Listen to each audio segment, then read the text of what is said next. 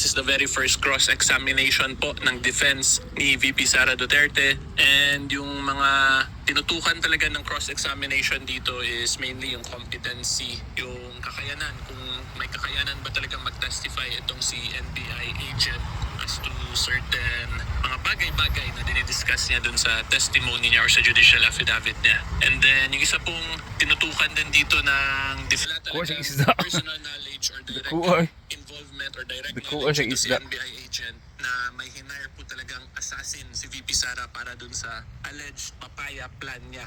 And then yung tinanong din po dito ni Senator Judge Robin Padilla at ni Senator Cayetano, Alan Peter Cayetano, kung saan ba talaga pinakagaling yung video by agent, ay galing siya from another source which is yung Zoom application, tapos ni-record lang niya using so yun lang naman po yung pinaka nakita kong relevant talaga. Aside from that po, i-discuss ko na lang din briefly kung ano ba talaga yung cross-examination para maintindihan ninyo. So, in the examination of witness kasi meron po yung 4 stages which is yung direct examination, cross-examination, redirect examination, tapos re-cross examination. So, yung direct examination po, yun yung pinakaunang question and answer sa witness. Tapos ginagawa po yun nung party kung sino yung magpe-present ng witness. So, ito si witness na NBI agent, ang nag-present po sa kanya is the prosecution. So, yung prosecution po, ginawa nun direct examination, yung initial. Tapos yung isa lang ding interesting i-take note ninyo dito, sa direct examination po kasi bawal yung leading question, yung ikaw magli-lead to a certain answer sa witness. So hindi pwede yung sasabihin mo lang na, did you do this? Correct? So magiging yes or no yung question, di ba? So bawal po yun. Dapat yung witness lang yung mag-explain talaga ng sagot based on his personal knowledge sa direct examination. Whereas yung kinaibahan po sa cross-examination, pwede ka na po mag-leading question. So kung may gusto kang ipasagot na yes or no sa witness, pwede po yun. And as a matter of fact, ginawa yun actually dito ng defense lawyer ni VP Sara. Tapos inobjectan nga yun dito nung prosecution lawyer. Pero ang ruling ni Presiding Officer Escudero ay pwede naman sumagot yung witness depending on sa manner na gusto niya sagutin, provided it directly answers yung question being asked by the lawyer. So yan po. And then after ng cross-examination, merong parang basically round 2 yung redirect. Uulit po ngayon yung lawyer na nag-present sa witness na yun, redirect. At yung purpose naman ng redirect ay para kung let's say may mga statements na sinabi yung witness dun sa cross-examination na hindi pabor sa kanila, ay pwede niya yun ngayon i-counter or ipa-clarify dun sa redirect. Tapos yung next nga, recross naman. So kung may nasabi naman po during redirect na hindi favorable para dun sa defense, pwede niyo naman yung tanungin, ipa-clarify ulit sa recross examination. Okay, so yan lang po ang basic procedure in the presentation of witness. Pero in this actual case, hindi na po nag-redirect yung prosecution. Okay, so ngayon po punta naman tayo sa first interesting question natin, which is kung ano yung nakikita kong malaking issue dito sa mga happenings sa proceedings so far. Hey Siri, which app is the best for clearing iPhone storage space? Totally free. This app.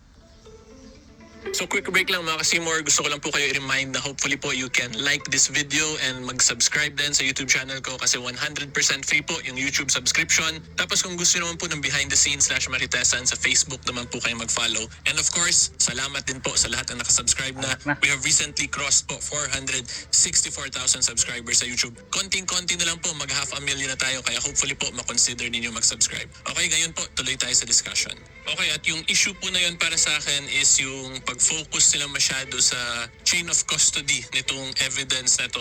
And this is with all due respect of course to the prosecution and defense lawyers and of course to the senator judges natin. Kasi like sa defense lawyers, gets ko naman po na talagang gagawin nila lahat nung pwede nilang gawin na tingin nila favorable to their client. Kaya madami silang objections during the direct examination. Tapos during the cross-examination, madami rin silang repeating questions na pinaklarify nila paulit-ulit dito sa witness. And yung isang ang purpose nun ay para mapakita talaga kung na-preserve ba yung chain of custody na tinatawag. Kung whether or not from the time na na-record yung video up to the time na na-deliver sa Senate Impeachment Trial Court, kung na-preserve ba talaga na yun yung one and the same na document or na video pa rin all the way up to na nadala nga po sa Senate. So that is an issue po kasi of admissibility ng evidence. And kaya ko po nasabi na malaking issue yun siya kasi kung makita nga po natin, repetitive questions or in simple terms, kumain po talaga siya ng oras ng Senate Impeachment Trial Court. And kung titingnan po kasi natin sa Senate rules, may very unique rule po yung Senate Impeachment Trial Court niyan. And that is because of the Chief Justice when presiding the trial may rule on all questions of evidence including but not limited to questions of materiality, relevancy, competency, or admissibility. So ito po yung issue natin, di ba? Competency or admissibility of evidence and incidental questions, which rulings shall stand as a judgment of the Senate unless a member of the Senate shall ask that a formal vote be taken thereon. So in simple terms po, ang ibig sabihin nito, pag admissibility yung pinapag-usapan, pwede yun actually desisyonan ng presiding officer. Tapos kung magkaroon ng question between the senator judges, pwede nila pagbotohan yun. Tapos kung makakuha po ng majority whether or not to admit, ibig sabihin nito, pag admissibility yung pinapag-usapan, pwede yun actually desisyonan ng presiding officer. Tapos kung magkaroon ng question between the senator judges, pwede nila pagbotohan yun. Tapos kung makakuha po ng majority whether or not to admit a certain evidence, ay ma-admit pa rin po talaga yung evidence na yun, yung pinaka-point ko dito. So therefore, since this video naman po ay alam naman po siguro natin lahat, this is majority whether or not to admit a certain evidence, ay ma-admit pa rin po talaga yung evidence na yun, yung pinaka-point ko dito. So therefore, since this video naman po ay alam naman po siguro natin lahat, this is a matter of public interest. Tapos na broadcast naman na to repeatedly kung saan-saan. Or in simple terms po, tingin ko alam na to ng halos ng buong Pilipinas, itong pinapag-usapan po nating video. Kaya ako po nasabi na big issue yung sa admissibility kasi yun nga po, ang dami ng time na gamit just for the admissibility of this video. But like what I stated, it is a matter of public interest, public knowledge naman na. Tapos kung despite nga na merong mga lapses doon somewhere down the road sa chain of custody, ay pwede naman yun siya pagbotohan pa rin ng senator judges because of their internal rules na allowed yun siya. In other words, mas maganda sana kung nag-focus na lang sila directly dun sa main issue, which is whether or not may betrayal of public trust ba talaga because of those video statements ni VP Sara. Diba? Para sana mas mabilis at mas madali nating maintindihan lahat kasi yun nga po, pag admissibility, madali yun na masolve po ng Senate Impeachment Trial Court being a sui generis constitutional proceeding. Okay, so ngayon with that said, magbigay po ako ng examples na tingin ko mas madali sanang maintindihan ng taong bayan kung whether or not may betrayal of public trust ba talaga yung ginawa ni VP Sara Duterte.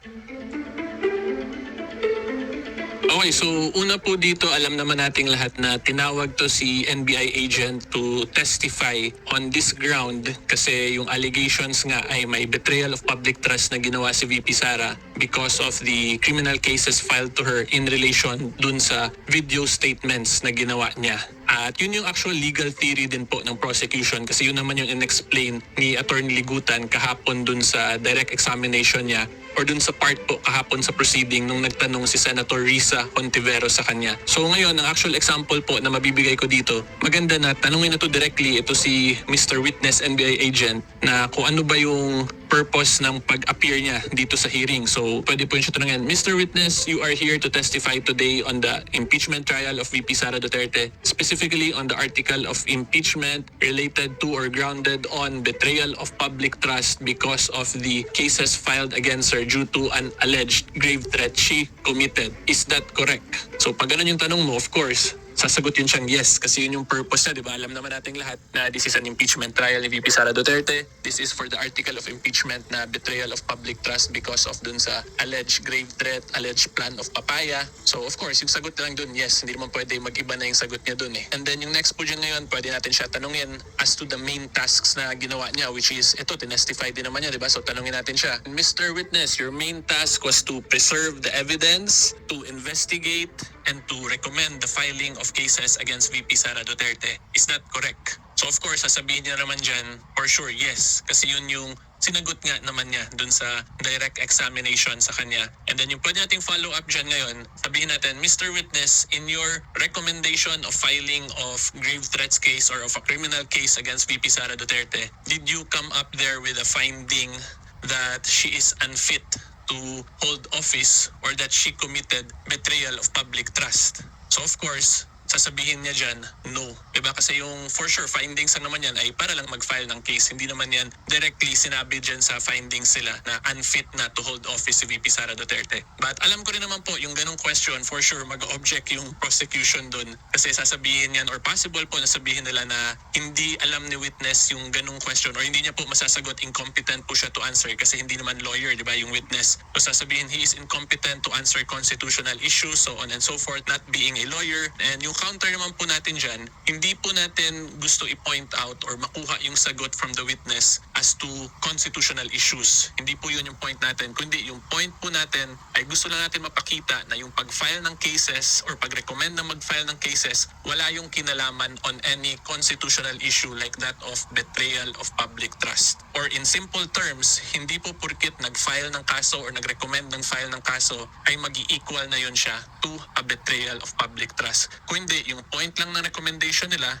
ay para lang filean siya ng criminal case. Period. Yun lang. Wala nang kinalaman talaga yun sa betrayal of public trust. So from that line of questioning, I'm sure nakita niyo naman po siguro na medyo direct na inaatake agad yung legal theory ng prosecution doon. Unlike dito na kine-question nila yung custody, competency, yung investigation, at the end of the day po kasi tandaan natin, kahit na sabihin natin na incompetent siya mag-investigate, so on and so forth, and na-file na po yung actual cases, diba, pending na sa DOJ. So tapos na yun, na-cross the bridge na basically yung part na yun. So mas maganda sana atakihin na directly yung legal theory in relation to this witness, yung mga actual na ginawa ng witness na to. Pero tandaan po natin, this is just my professional point of view. Hindi ko naman po sinasabi tama ako. I'm just sharing yung possible na gagawin ko kung ako po yung nandito. So again, this approach lang directly attacks nga po the legal theory na hindi porket may filing of cases, automatically may betrayal of public trust na.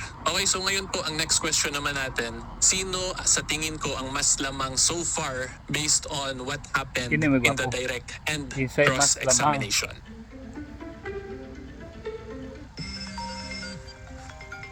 Hola? Do you speak English? Yes.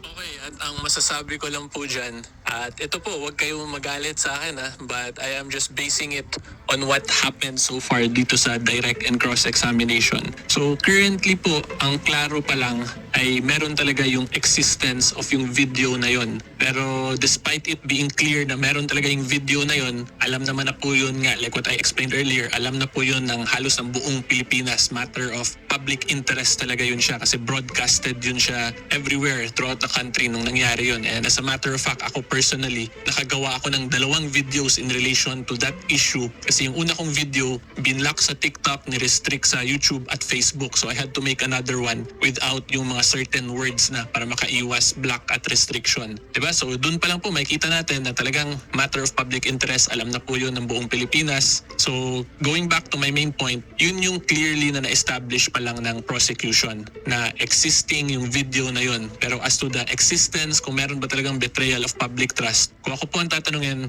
medyo kulang pa po yung prosecution kasi like what I explained, hindi naman automatic porket may final na case na equal agad yun to a betrayal of public trust. Kasi tulad po, di ba, nang in-explain ko kahapon dun sa day 2 video natin, ang legal definition po based on jurisprudence sa betrayal of public trust, it is something done in bad faith na merong tyrannical abuse of power in the simplest way na ma-explain po natin. So yung ganun bang actions ni VP, ganung statement niya, is that a tyrannical abuse po ba ng kanyang kapangyarihan as the Vice President? At may bad faith po ba siya nung ginawa niya yun? Diba, in-explain ko po yun kahapon, so medyo may idea naman na po kayo sa sagot dun. And because of those reasons po, kaya ako nasabi na kulang pa yung prosecution to establish yung betrayal of public trust. Kasi yung evidentiary requirement din po niyan lang, tas 50 yung kabila. Kundi dapat na more or less nasa ano kanyan, 70-75% if we just base it on numerical figures. Pero we have to remember, hindi po talaga mathematical yung evidence. I'm just giving you an example sa mathematical figures para po mas madali ninyo ma-visualize. So yan po ang masasabi ko as to this. But again, tandaan, dito pa lang po yan sa first witness at up to the cross-examination.